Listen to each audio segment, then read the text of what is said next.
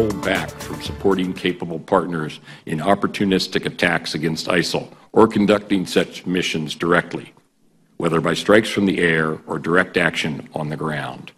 Alongside Miranda Khan, J.D. Hayworth back with you on Newsmax Prime. We just heard our Secretary of Defense, Ashton Carter, say our nation will begin direct action on the ground against ISIS forces in Iraq and Syria. And it's still unclear exactly what their mission responsibilities will be, but the move is definitely a big shift in the Obama administration's strategy against ISIS nonetheless. Something we need to talk about with Colonel Derek Harvey, the Director of Global Initiative on Civil Society and Conflict at the University of South Florida.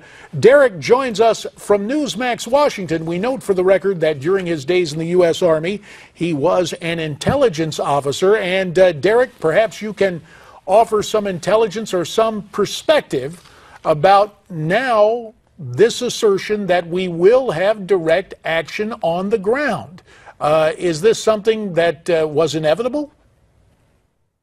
Well, I don't think it was inevitable with this administration, but it's still very unclear what the president will authorize and whether this is going to be much more than just some episodic, localized strikes, or if it marks a fundamental shift in strategy where there's going to be a more consistent, concerted effort to take the fight to ISIL, both in Syria and in Iraq.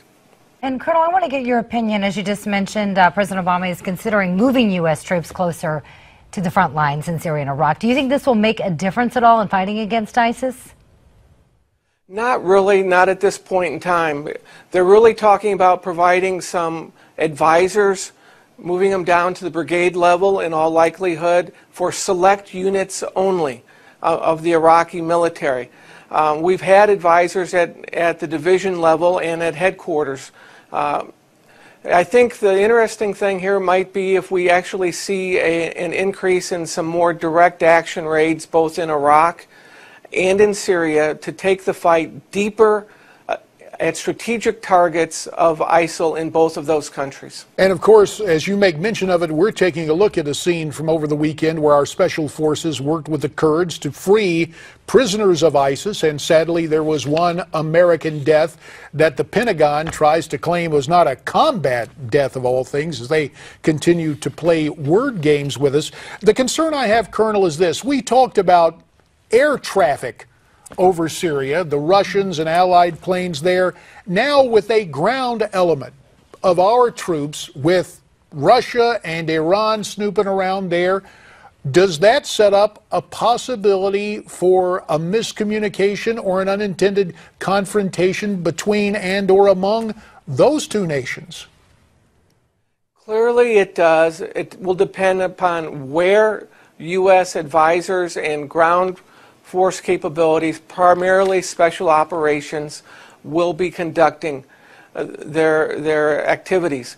You know, we have similar problems, JD, though. If you look at the fight, and the Secretary specifically talked about, you know, focusing on Raqqa, where we'd probably be supporting some Sunni Arabs, but predominantly the YPG or the Kurdish forces, and also in Ramadi in Iraq.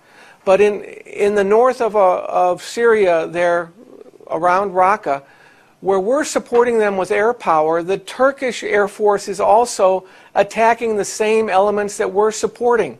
So there's a lot of contradiction and other issues that need to be resolved about getting the coalition on the same page, if you will.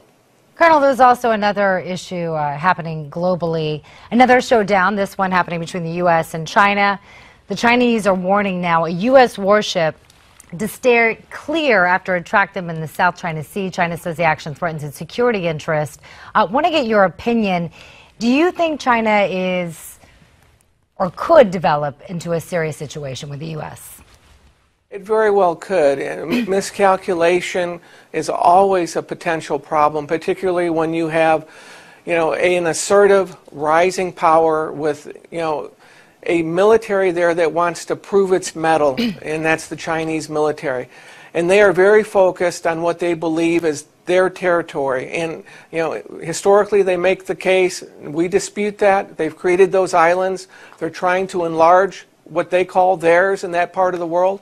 And I am actually surprised that our U.S. Navy and the administration authorized this demonstration because I just didn't think that we had the political will to do it, and it's a big surprise to me at this point. Derek, 15 seconds. The Chinese have been bellicose, saying they don't fear war with the United States. Do you think that's a candid assessment? I think that that's part of their information campaign. They clearly do not want a conflict with the United States, but bluster and intimidation is part of what they have done in the past to get results without fighting. And we always are worried about risk, and we are a very risk-averse country, particularly under this administration. Colonel Derek Harvey, thanks for your time. When we come back, part 2 of my exclusive interview with Jeb Bush.